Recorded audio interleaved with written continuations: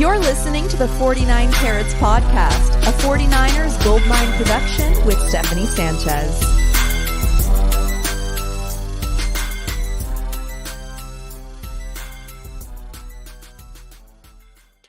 What's going on, everyone? Welcome to another edition of the 49 Carats Podcast. I'm your host, Steph. It is Monday, March 25th. And as always, the 49ers are a content machine. And we have plenty of that to talk about today with my co-host, as always on a Monday, Weston P. Smith. Weston, how you doing today, man? Steph, I'm fantastic. I agree with you wholeheartedly. The gift that keeps on giving, even in like the doldrums between the first few waves of free agency and the draft, there's still always something to discuss with this team. Always. And today we had John Lynch over there at the NFL owners meetings happening this week in Orlando. John Lynch spoke today. Tomorrow we're going to get hungover Kyle Shanahan. And for now though, we got some good quotes from John Lynch, and of course, as you can imagine, he was asked about Brandon Ayuk and any of those rumors that were kind of swirling around, in the past few weeks. And of course, John Lynch, as you can imagine, he shut that down in John Lynch fashion. He says, quote, "Nothing's going on there. We're actively talking with Brandon Ayuk, trying to figure something out. We have a good history of working with the guys we want to get something done, and it takes two sides. So can we do that? We'll see. There's a number of different directions that it could go, but we appreciate the heck out of Brandon and who he is as a player, and we want him to be part of the Niners, and so we're going to work toward making that a reality." And if that end quote, that had a bit of broken English just because the transcript automator that I use sometimes does not get all the words right. But so this isn't really surprising. I mean, you would expect that John Lynch would kind of shut down the rumors. I still expect that John Lynch has gotten phone calls about Brandon Ayuk just because of who Ayuk is. And, there are wide receiver needy teams out there, but he doesn't have to divulge that information. He just has to say nothing's going on there. And, John Lynch also joked about being at Michigan Pro Day, seeing Mike Tomlin there and, them kind of laughing it off. And so, yeah, nothing's going on. It seems like the 49ers are going to continue saying the same thing. They are trying to get a deal done with Brandon Ayuk this offseason. So, Weston, is this news even to you? Or, are you believing John Lynch? How do you interpret all of this? Do you take it with a grain of salt? What side are you on here? I take everything that comes from our leadership with a grain of salt, but to me, this is just the perfect political answer. We want Brandon. We appreciate all of his contributions over the years, but the truth be told, this is a negotiation and it's, sticky territory, and it can go a number of directions. The player could refuse. We don't want to offer that player exactly what they're looking for in the market. Somebody could come calling for a trade. This literally covers all angles and avenues of the topic. So it tells you nothing other than what we already know, that, hey, Brandon Ayuk is a really good wide receiver, and this team is probably better if he is part of the roster. But it's perfect in every sense, right? So if a trade pops up right before the draft, John can just point back and say, look, I told you, we were exploring all avenues. This can go a million directions. Somebody made an offer we couldn't refuse, right? It covers all of their bases, but nothing new from this. And I still think, the 49ers want Brandon Ayuk to remain a 49er, but what we're running into here is the 49er curse. They extend over the summer, but there's a pending event here that you'd be wise to take advantage of if you are moving on from Brandon Ayuk within 30 days.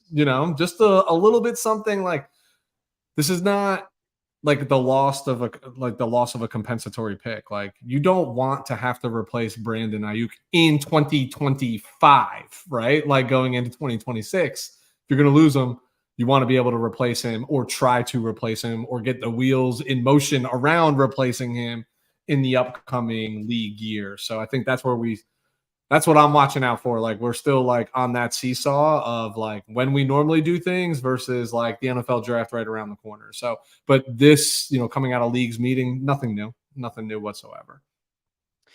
Yeah, I mean, we've been here before. Like we get this with almost every player the 49ers are going to be extending because the 49ers kind of drag their negotiations out a bit. It seems always intentionally so.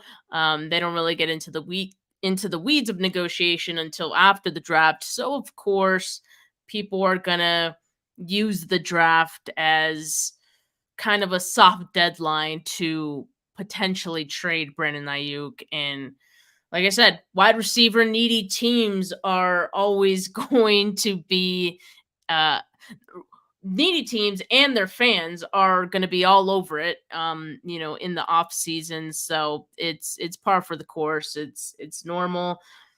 And look, I would expect John Lynch. This isn't going to be the last time John Lynch gets asked about this his contract. And look, the news there as well is that it's not the last time that Brandon Ayuk, we might hear from him as well. And almost immediately after John Lynch spoke with the media and those quotes surfaced of what John Lynch had said, Brandon Ayuk posts this cryptic emoji. I don't know. It's not an image, but yeah, it includes an image. It looks like he's in a sauna or something. That's what I would have But guessed. The sauna. there's emojis, and basically deciphered, it says bullshit or money talks, bullshit walks. And I I don't know what that means, right? In terms of all this, but of course, Brandon Ayuk, at every opportunity he's had, continues to kind of stir the pot a bit. And so I ask you, Weston, how do you interpret this, especially given that he posted this really like within an hour of John Lynch having spoken with the media? I mean, what is Ayuk trying to tell us here? I think this is like my least favorite thing about the NFL right now is that like all of this is always just player centric, right? The players are following what's going on far more closely than your leadership teams, right? Your general managers, your owners, like they're not as active on these social media outlets as the players are. So I feel like part of this is downtime, part of this is stirring the pot, but part of this is really, really accurate. Dude is coming off an all-pro season, due for a contract very soon. No player of his caliber wants to play on their fifth-year option. So, you got to control what you can control. And right now he can control the public narrative, right? As to like, hey, what I want the 49er brass to know, what I want 49er fans and NFL fans to know is like, it's payday, baby. Like this is my once in a lifetime opportunity. And this is one of my favorite quotes in life. Like, I think my father's been saying this too, like since I was old enough to walk, right? Like that money talks and bullshit walks. It's put your money where your mouth is. You want me here? Prove it. Do I think this is I do not in any way, shape, or form think this is a threat of a trade me, right? That hasn't been publicized yet. This is just like, here's the deal, right? And then, I mean, if you're going to put this up, are you going to throw George Kittle's clap back on this that I saw out there? That one I couldn't decipher. So yeah, George Kittle, being the jokester that he is, he put out a message of his own using solely just emojis, and I think obviously he was just trolling, and I couldn't even figure out what he was trying to say. So not gonna post it here, but George Kittle, always finding the humor in any situation as always. But given that this quote of an emoji, this emoji quote includes bullshit walks. I mean, is he calling what John Lynch said bullshit? until he sees the money, or what? Like, that's kind of my interpretation, right? That Yeah. that's what he's saying. Um and so I don't know if he's saying that Lynch Is is lying or something, or I don't know. Put no, up or shut up, right? Is kind of what he's saying here. yeah, or he's saying that like you guys haven't even come to the table yet because that's not what you do as 49ers, right? So there I'm calling bullshit. You're saying we're negotiating, but I have nothing. And maybe this is the first step in saying before someone like Ayuk comes out and tweets or throws on Instagram or whatever it is that they haven't even offered me anything yet, right? Like this might be the favor before like it's unfortunate, but in professional negotiations, more often than not, they get ugly. More often than not, they get resolved. I mean, there you go, Steph. Like I said, like this is a saying in my own house, right? Like this is the truth. Like we Yep. live around this motto. I respect it. I appreciate it. What I love about what Brandon's doing, he's controlling what he can control. Period. Point blank. This is the narrative that he can control right now, and he's going to throw it out there. But I think yes, I do think there's elements focused on the bullshit of this is he's probably coming out and saying, and I would believe him if he was to say the 49ers haven't even approached us yet because they don't. They literally just don't at this time of year. And if anything, they're like, hey, we'll be in touch. We're just rounding out the rest of our roster right now, freeing up the money, sharpening the pencils, doing whatever song and dance it is we do, but we'll see you in July. Right? Like, I mean, that's what they do. Well, John Lynch, in his kind of long-winded answer about this, did say he's been having conversations with Ayuk's team.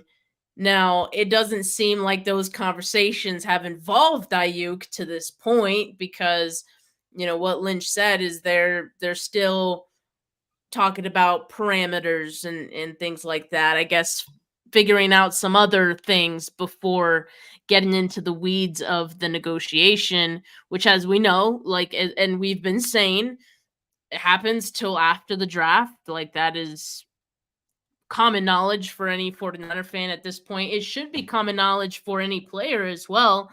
But like, I was thinking this earlier and I was like, players get antsy.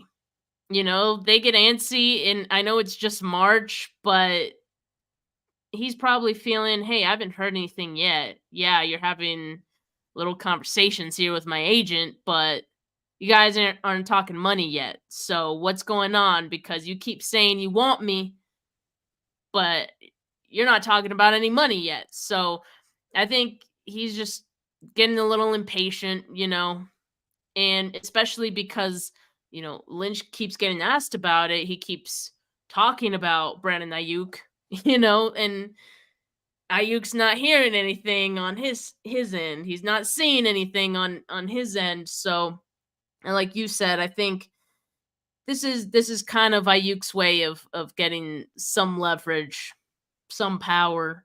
The off season, it's maybe a little boring. It's a bit of a lull, right? You're waiting. You're waiting to get that money. Hasn't happened yet, so I don't know. He's trying to bring the pressure on, I guess. Let me ask you a question, Steph. Who do you actually believe more in this scenario? Do That's a you good believe question. what John It's a great Lynch is question. presenting, or do you believe Brandon Ayuk? So I'll add a second question in there. What would your opinion be of John Lynch if he came to the podium and said what he said of, hey, listen, we're actively speaking with Brandon and his team. We want him here long term, 49er forever, blah, blah, blah, all the confetti, etc. Or if he came and was like, nah, we haven't even talked to dude yet. Which he can't say the latter, right? Like that's Yeah. He malpractice and he can't would say be that. crucified. So he can only really say one thing in this scenario, which is like, yeah, we're talking to him. And I think that's where Ayuk is coming out saying, bullshit. No, you're not. And I don't, listen, what's Brandon Ayuk doing right now? Training, filming himself, putting a In the couple sauna, Instagram apparently. videos out there, sitting in the sauna, loving life, etc. He's got time. You know what I mean? Like he's got time to protect himself and to be his own trumpet, right? Of like, you need to pay me. Again, this matters nothing other than the course of public opinion. I assure you there's not a single person in the 49ers brass that gives a shit what Brandon Ayuk is putting on his Instagram. And as long as it's not bashing their brand and their shield, they don't care. They literally don't care. 100%. And because they know, like, they're not panicking because they have all the leverage. John Lynch even said, like, yeah, we'd be open to having him play on the 5th-year option. Of course they would. Like, yeah, they have the leverage to do that. Brandon Ayuk does not. He would not like that at all. But he would have little say in the matter just because of the way the CBA works now. The NFL would find the living hell out of him. So it wouldn't really work out. And I'm sure he would try to hold out or hold in, whatever, but once it gets into games, that wouldn't work out for Brandon Ayuk. So again, this is his way of exercising, trying to exercise some leverage. And by the way, I felt like John Lynch even saying, like, yeah, like we'd be fine to have him play on the 5th-year option, just flexes some of the power that the 49ers have. And whether it was intentional or not, I don't think he was actually like trying to do that really, but it just speaks to the power that they have. It underlines it. And so this is going to be long, drawn out negotiation, as it always is. 49ers aren't worried about it, which they shouldn't be. Now, 49er fans on the other side, like, we're going always going to be worried about it. I'm not worried about it just because I think John Lynch is right that they have shown that when it's guys they want to keep, they do make that effort to keep that player. And so I think it's going to work out. It's going to work out just the same that it has with all the other guys with Brandon Ayuk. And yeah, but there will be many more, comments from both sides between now and then. All right. It's going to be uncomfortable for us watching. It's going to get a little, little dramatic at times, but hey, just remember that doesn't mean it's not going to happen. All right. Just remember that. Logic has to prevail here, right? Like if Brock Purdy is the quarterback of the future, which I believe that they all believe is, we can all he is a better quarterback with Brandon Ayuk on the football field, right? A young guy, a durable guy who does everything that you ask for him, logically speaking, like you find room for that guy. And between you and I, Steph, and I think John Lynch would prefer that he plays on the 5th year because then there's the non-committal, like, of course he would. Prove it again. And then next year I can make the decision of do I give you all the money and I move on from formerly number 19, now number 1, or does number 1 stay and you go and we get a compensatory pick? Like, I think they would prefer that. And I think he was putting that out there because the only one with anything to lose right now is Brandon Ayuk. You can hold out. He can do anything he wants, but that just diminishes his value a year away from the league. You'll be fine. They control your rights, man. It just is what it is. And I get protecting yourself. And if you hold out, you hold out. If this lingers, it lingers. I get all that. But the reality is I am like 99.99% certain Brandon Ayuk is a San Francisco 49er in 2024. Thank you. I 100% agree with you. Just a player looking to get any kind of leverage he could, and it's going to be on social media because we're going to see that a lot more often with these younger players too, by the way, and just get used to it. Let's get used to it. Negotiation through the media, but I'll start the fanfare right now. Pay Brandon Ayuk. All right. Is everybody happy? Right? Pay the man. Yes. Pay the man. Let's do it. Jennifer, your wife, Weston, says, if Ayuk leaves, Weston, do you have more jerseys of current players or past favorite players? Easily past. Easily.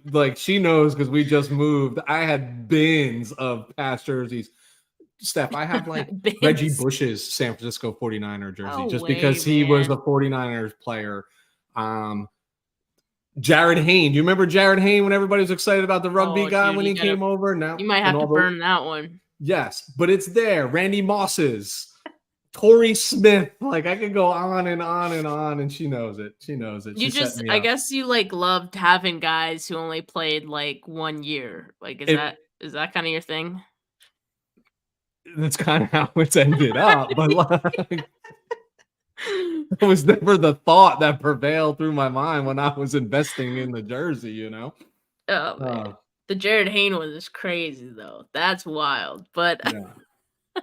gotta support Yeah. the team, man. Gotta support the team. I thought that was the last time I was excited about our kickoff return team, if I was being honest. Hey, that's fair. That's fair. Probably same here. But look, we had other comments from John Lynch today as well. Others that don't surround Brandon Ayuk. So let's cleanse this episode of all of that, all right, and move on to those things. So it seems like the 49ers probably still interested in bringing in some more free agents in the next month or so. Could even be like after the draft. But also would welcome a reunion with Tashawn Gibson, who played safety for the 49ers this past season. He's an unrestricted free agent. The question is, does Tashawn Gibson want to continue playing, right? Like that's kind of the question I think we're all kind of waiting on. And I think that if he does kind of decide that, it makes a lot of sense for the 49ers to bring Gibson back. Another thing that, John Lynch mentioned is, Hufunga's going through his, rehab, and, it seems like he'll probably be back sooner than later, but they're happy with his progress. So I think that's a good sign for him as well, which is interesting though, because the 49ers last week brought in, was it Blackman from the Colts?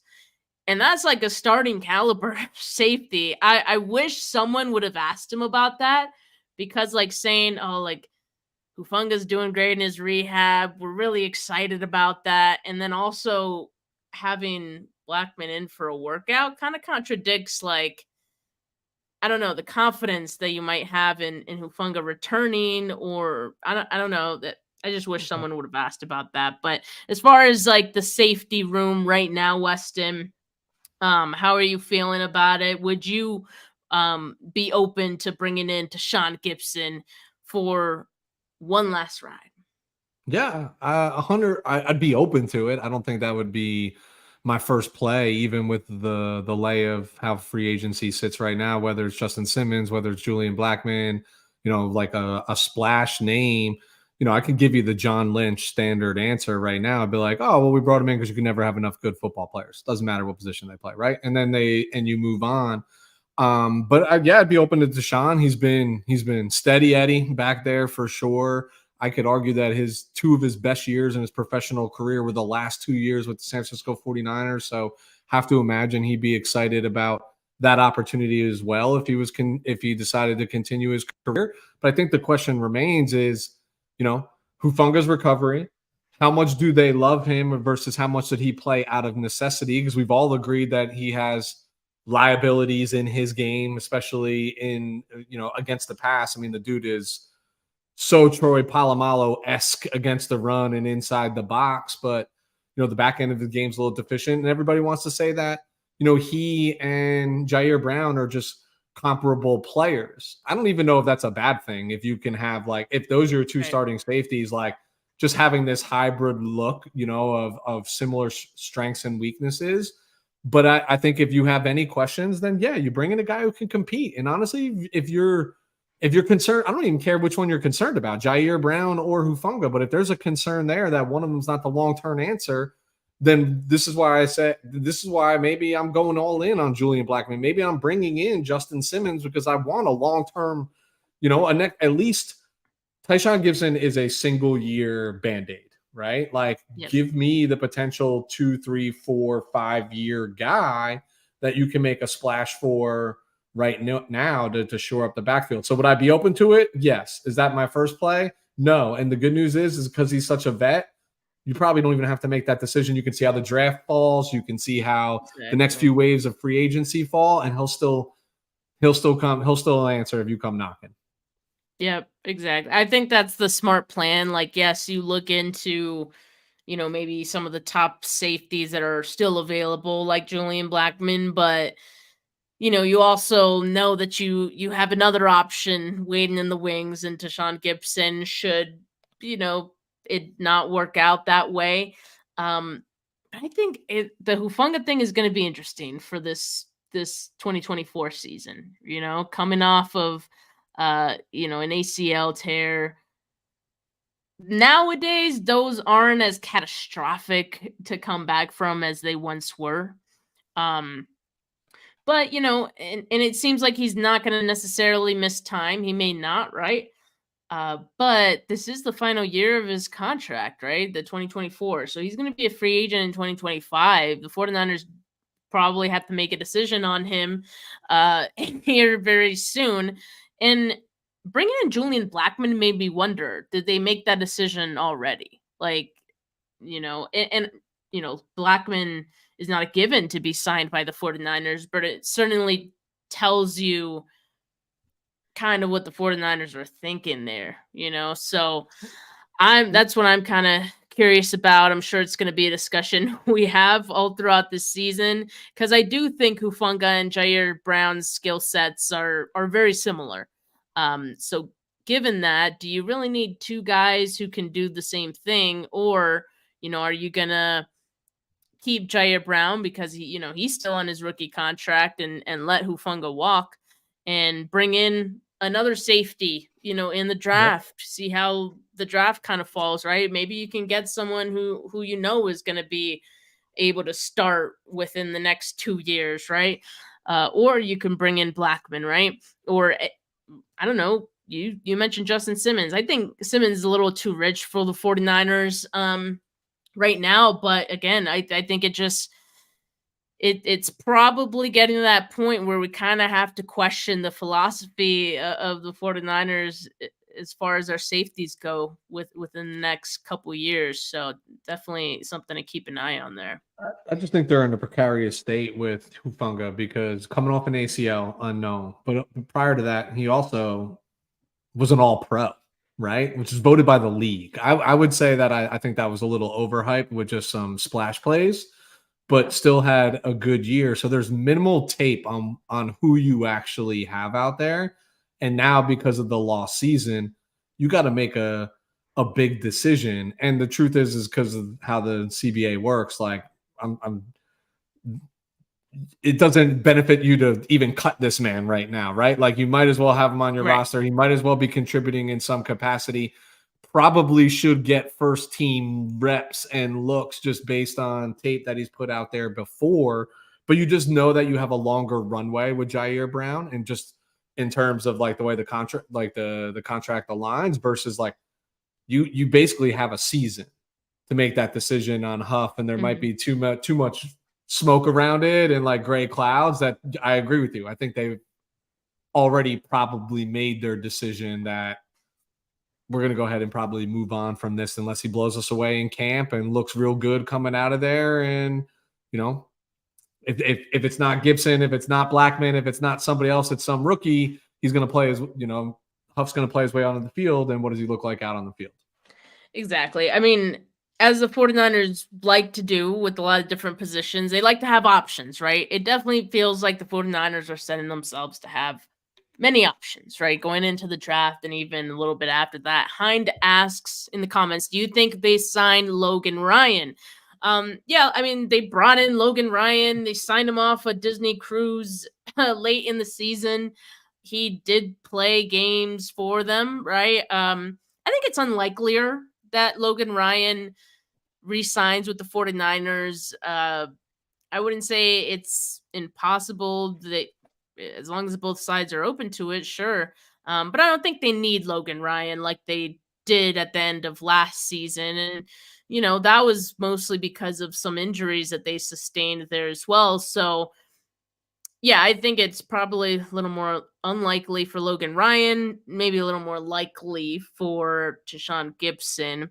Let Logan Ryan enjoy his, retirement, enjoy his cruises. and not have to worry about getting called by an NFL team. He's good, I think. Yeah. Logan Ryan at this point in his career is not the guy that you're worried about being on your roster come camp, right? And he's the guy that you're calling in October and November, out of necessity, because that's exactly what he was. There's nothing, and I mean this with the utmost respect towards Logan Ryan, but there's nothing that he's going to contribute to this roster that a rookie or an undrafted free agent can't contribute, in terms of like what we're about to go through in the summer and camp and OTAs and everything leading up to the season. There's just nothing different, except he's going to cost you more, right? Versus these other people. Yeah. So yeah, there is no scenario in my mind in which Logan Ryan's a San Francisco 49er this year, unless that happens in October, November, or December. Here's what I think. 49ers are going to draft a safety, and they're going to bring one in the draft, or sorry, in free agency, either before the draft or after that. Seeing how it's very like the safety market's super slowed down, they'll probably wait till after the draft, if I had to guess. And that's why I think, that's where Gibson can come in and still be an option for them. And they could probably get him at the vet minimum, or something like that for whoever they get after the draft. It's going to be a great value deal. So that's what I think is least most likely to happen with the safeties. And I think, they'll have plenty of depth at that point. It'll be rounded out. Chris, thank you so much for, the kind words. And then as far as, the Deebo Samuel situation, it says the Deebo Samuel situation from a couple years ago shows me the 49ers know how to handle wide receiver extension negotiations. Yeah, I think the Deebo was like, that situation was like the epitome of, I guess, like what could go wrong in these negotiations when you kind of, drag it out a little bit. And yet, all turned out well for the 49ers, as it does. I mean, you could even say like Nick Bosa's situation, which didn't include a lot of drama, but went to the 11th hour. That also another example of, hey, maybe let's not panic and just let them, work it out. And it seems like the 49ers, find a way to work it out for the guys who they really want. So yeah, definitely think we should look back on those past experiences to form our opinions on the current ones. Couple of other notes from John Lynch's comments today. It's still staying on the injury front here. Apparently, so we knew that Charvarius Ward had a core muscle surgery. He posted about it about a month ago, shortly after the Super Bowl. Turns out George Kittle also had core muscle surgery this season. Both of those guys should be back for training camp. Hopefully, like that's something that they can put behind them. It always feels like Kittle is dealing with something. I hate that for him because like he's such a physical player. And he pays for it, right? His body pays for it. Always dealing with something, but good that both of those guys are going to be back for the 49ers. Should be back by training camp. And then the other one is, Dre Greenlaw, right? We got some updates on Dre Greenlaw. John Lynch joked and said that if it were up to Greenlaw, he's going to say he'd be ready, week one. But as we know, it doesn't always work that way, especially when you're coming back from an Achilles. So, John Lynch said it's probably more likely to be a pup situation, which would mean that Greenlaw likely starts the season on the pup list. That's about, if I'm not mistaken, like 6 to 8 weeks, I think. I think it can go anywhere from 4 to 8, right? Don't you have to designate which, like, what allotment of weeks that you're applying to that person? Then you can only do X number of people on those lists as well. So Greenlaw, there's no way he starts the season. No, absolutely tore his Achilles in the Super Bowl, and he doesn't do Aaron Rodgers like sleep in caves type regiments, right? And we know of. that we know know, of. Yeah, Weston. yeah. He hasn't vocalized that yet, but I don't think there's any scenario that he starts the season. Hence the insurance signing at linebacker, right? Like we always knew that was going to be a possibility. I think the more concerning thing for me is just you mentioned it with Kittle. We talk about all the time, just a physical brand of football, like, and you don't want him to change because that's what makes him him. But gosh, you'd really like to have that inline blocking second tight end that you can just take a few hits in uncomfortable body positions away from Kittle and stretch out his shelf life a little bit and let him be a little bit more of a receiver instead of your third tackle on offense, because that's essentially what he's become, especially like in crunch time. So I'd love to see that. The Mooney Ward, we knew that was the Kittle one was a surprise. The Mooney, not so much. But like this is the problem, Steph, when we talk about like run it back, because you are never just running it back. Like there's always something different. This is not done in a vacuum, right? And now the offseason looks a little bit different for these guys. Instead of training, it's recovery. Now that's good because that's rest, right? You are letting your body rest. And the last few seasons have been long seasons for 49er players, right? Because you're going all the way into the NFC Championship game, into the Super Bowl. So it's been really long seasons. So you want them to rest, but then, for rest, you're sacrificing the training and the performance and things that you need, especially when we talk about core muscle, right? Like that tends, like, it's literally in everything you do, So some good and bad to take away from that, but like, it's concerning, it's certainly concerning because you just don't want any player dealing with any injury. Like, I feel like it's like death by 1,000 cuts, right? Like it's just like one cut after another cut after another cut. And then before you know it, that just becomes the routine and these players are just never the same. Yeah. Chris, thank you for this comment. He did clarify players on the PUP list must sit at least the team's first 4 games and then can be activated immediately after those 4 games. PUP list probably likely for Dre Greenlaw, but that's where, John Lynch did speak about Devondre Campbell, the linebacker who they signed in free agency from the Packers, as kind of like that stopgap guy. He's going to be the guy who's going to fill in for Dre Greenlaw during that time. And they like the fact he has experience. He knows the way the 49ers play. Once again, like several times, like John Lynch pointed out the fact that for some of the guys they've signed in free agency, those guys played well or gave them fits is kind of the word or phrase he used. Like they've given Kyle fits in the past as defensive players, and so they always show greater respect for those guys. They like to sign those guys. Devondre Campbell, one of those guys, and also Lynch mentioned the connection that Kyle Shanahan has with Campbell in his time in Atlanta. So, they've practiced against each other in practice. So, yeah, I mean, hopefully Campbell could be that guy. We've talked about, Campbell's comments on social media after he was signed with the 49ers, talking about he was badly misused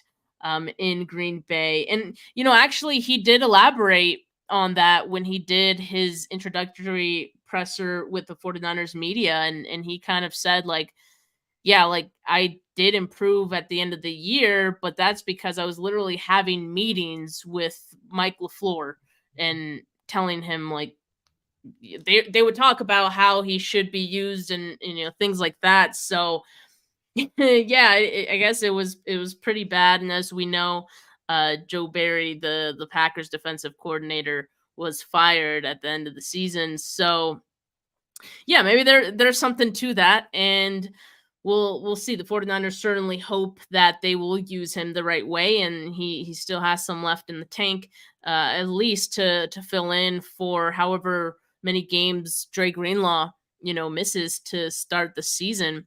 But Weston, let me just make sure that I hit on all the things that we wanted to talk about here.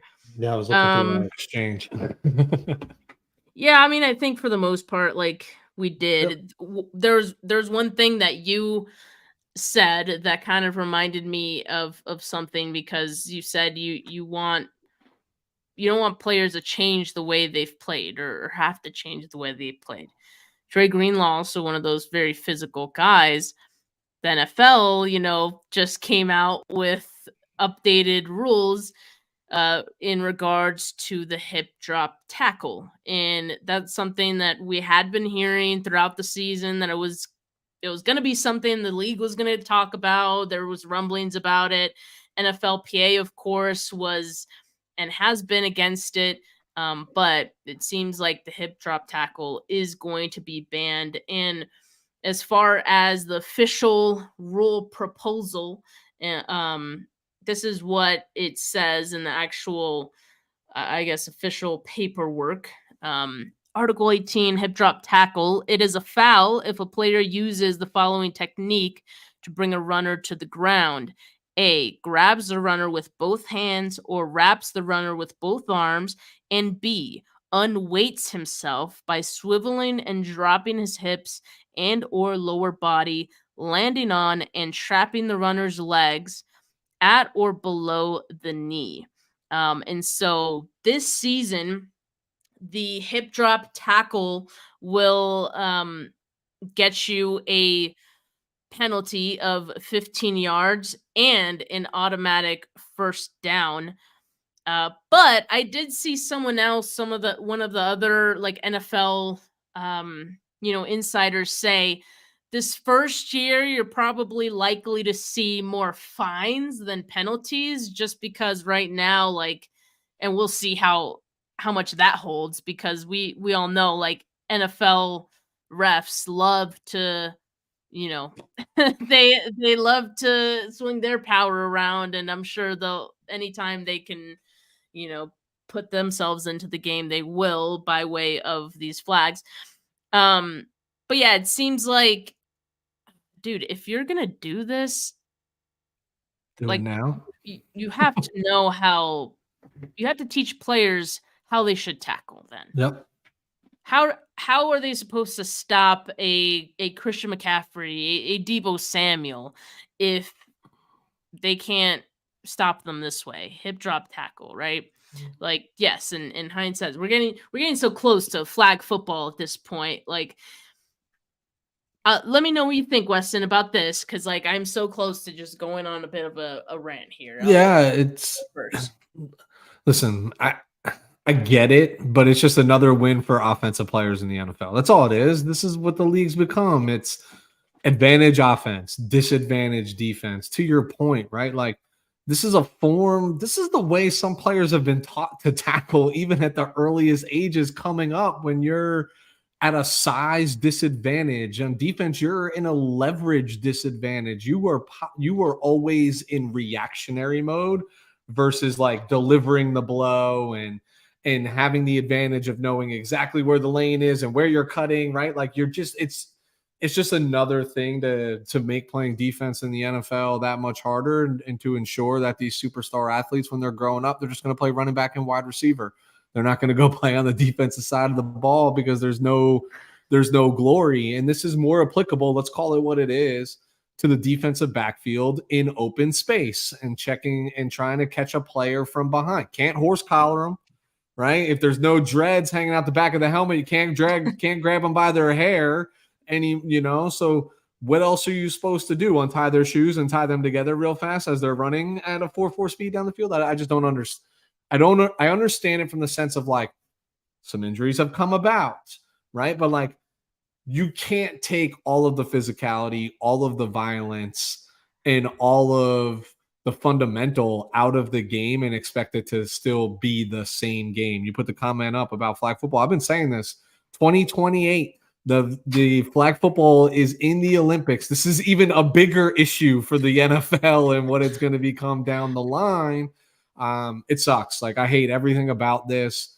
I don't care for this rule change at all. Like, I side with the defensive players. Like, what else?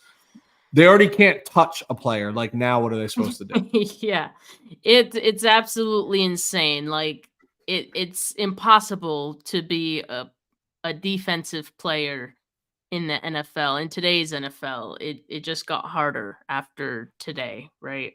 Um and yeah, like look, that will mean more offense, right? Which is, as far as entertainment goes, a good thing. More points, that's everyone loves more offense. Um but yeah, what incentive do young players have to play defense? They're not going to want none. There is none, aside from maybe some of the contracts that, maybe some of those guys get, but I mean, if they can't even tackle the way they've been taught, I mean, you're just cutting off everything that they can do, basically. And my thing is, like, the NFL, twists itself into a pretzel talking about player safety, while in the same breath, let's expand to 18 games, like, with no mention, by the way, of a second bye week. So player safety, except when it comes to this, where we can make more money.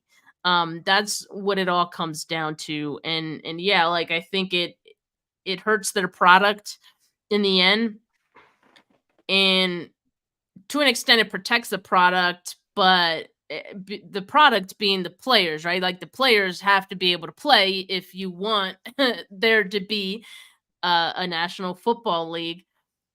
But at the same time, it's not the National Football League if you're taking everything away that makes it football, So that's the thing. And there's a lot of sports that are dangerous. I always think about, like, boxing. Like, boxing is super dangerous, and boxers, when they get into boxing, they assume the risks of, everything that comes with it.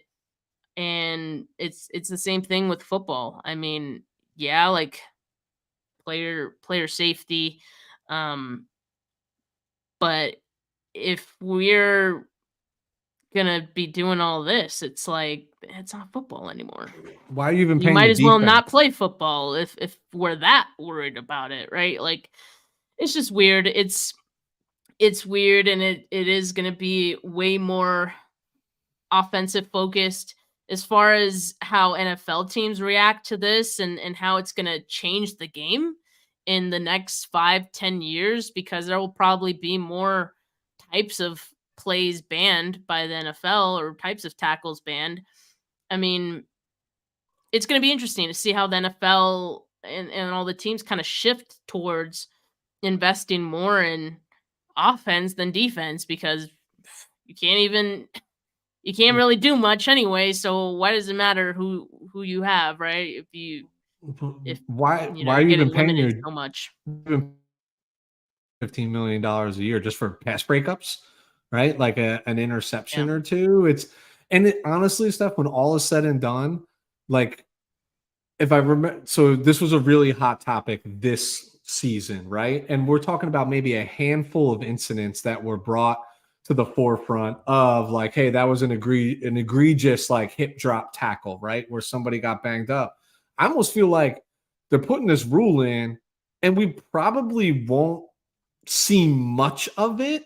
But to me, it's my biggest pain is, like, it'll probably become a non-factor, in the sense of, like, I don't know if it's going to determine a game or an outcome or anything like that. We'll see that in the scenarios. We could still be proven wrong. For me, the biggest thing what's most upsetting is just another loss for the defensive side of the ball in the National Football League, right? Like, and this is going to always be the case. Every new rule is going to favor the offense and protecting the offensive players, and is just going to make playing defense in the National Football League that much more difficult. So for me, it's not so much about the rule, and this rule, it's just like, it's another L in the column for defensive players. Which, by the way, like, defensive players are against this also because they feel like it adds more injury risk for them to now have to think about how they're going to tackle and do something that's unnatural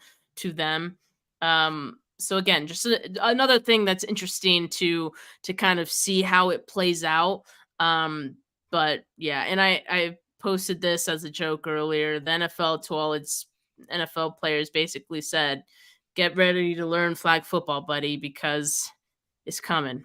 2028. Everybody, every one of you better watch the Olympics because that's going to be it's going to be the NFFL, National Flag Just Football League. Start That's what, scouting those players, then they might yeah. as well. Yep.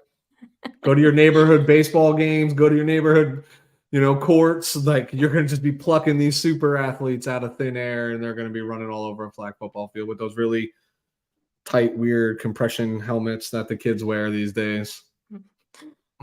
Oh gosh. Well, quite the eventful Monday. For all things considered, it's the off season.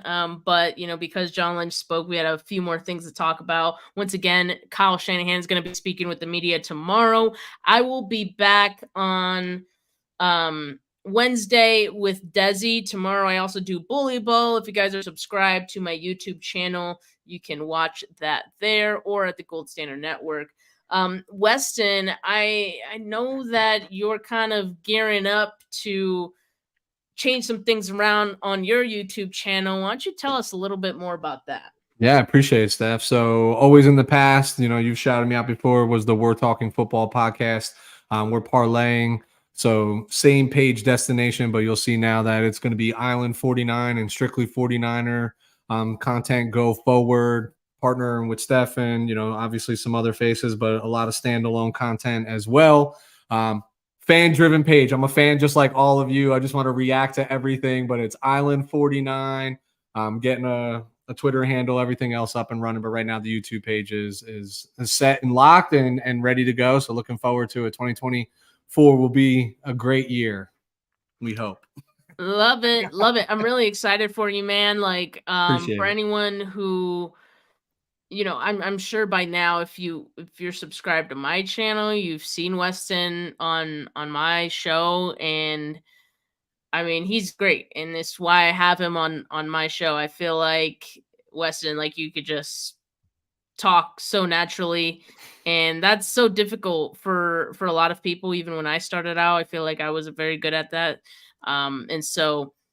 I think you're natural at it. I can't wait to see you grow your channel, and yeah, hopefully I get an invite on there as well. We'll talk. Let your agent where to speak to find my me. agent, and then we'll talk. I won't Money post talks, any. bullshit walks, Steph. Yeah, exactly. I won't post any cryptic messages, on my story if I don't hear from you in the next couple weeks. Don't worry. But yeah, make sure you guys like this video. Make sure you subscribe to the channel if you haven't yet. Not just mine, but Weston's as well. Look out for Island 49. But for now, have a good rest of your Monday, folks. Peace.